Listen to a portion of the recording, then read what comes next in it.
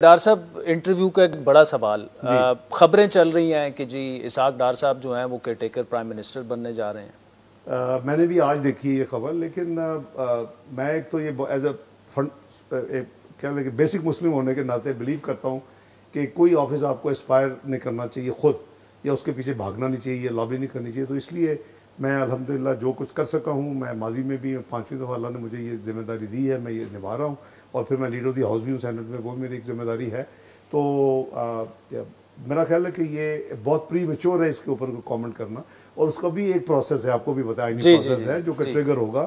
ڈار صاحب دو point of view ہیں. ایک یہ ہے کہ جی کسی سینئر سیاستدان کو پرائم منسٹر بننا چاہیے، ایک یہ ہے کہ چونکہ اکنامک سچویشن ہماری ایسی ہے، ڈیسیجنز لینے ہیں تو کسی ٹیکنوکریٹ کو ماہر معیشت کو ہونا چاہیے. اب آپ ایسے وائس شخص ہیں جو دونوں کمبائن کر رہے، سیاستدان بھی ہیں، ٹیکنوکریٹ بھی ہیں اور معیشت دان بھی ہیں، تو آپ پر ایگریمنٹ ہو سکتا ہے ویسے. گاڈ نوز جی. لیکن یہ ہے جو بھی جس کو اللہ ذمہ داری دیں، دیکھیں یہ ملک کی، میں سمجھتا ہوں کہ 3 مہینے قوم کے صرف ڈے ٹو ڈے کے اوپر گزار دینے مناسب نہیں ہے. وہ ہمارا جو تجربہ رہا ہے ماضی کا وہ اتنا اچھا نہیں رہا.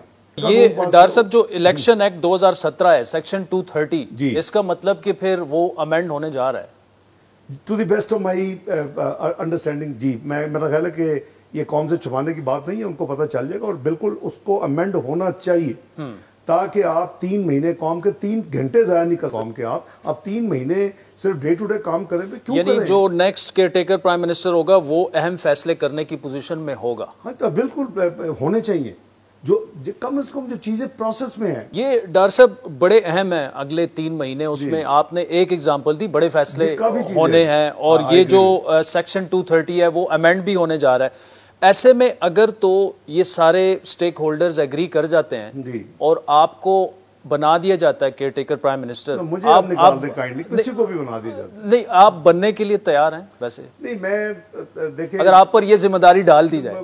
میں نے الحمدللہ جو مجھے اب تک جو بھی اپنا پچھلے 30 سال میں ذمہ داری ڈالی گئی ہے، میں نے کوشش کی ہے to the best of my ability.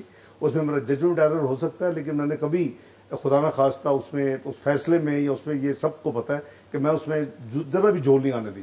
کوئی مجھے کوئی پولیٹیکل انفلوئنس نہیں کبھی کسی کوئی کر سکا، یا کوئی میرٹ کے خلاف کام، اللہ کا شکر ہے. لیکن ہیونگ سیڈ دیٹ، یہ اللہ نے جسے کام عادل صاحب لینا ہوتا ہے اسے کام لے لیں گے، لیکن ہماری سپورٹ ہوگی. میں دیکھیں، میں آفٹر آل سینیٹر ہوں، میں لیڈر آف دی ہاؤس ہوں. اس فیز میں بھی میں وہاں بیٹھا ہوں گا. وہاں بزنس ایک ہاؤس ہوگا نہیں، دوسرے ہاؤس میں کام ہوگا. میں جہاں بھی بیٹھا ہوں گا میں کام کروں گا، میں ملک کے لیے کام کروں گا.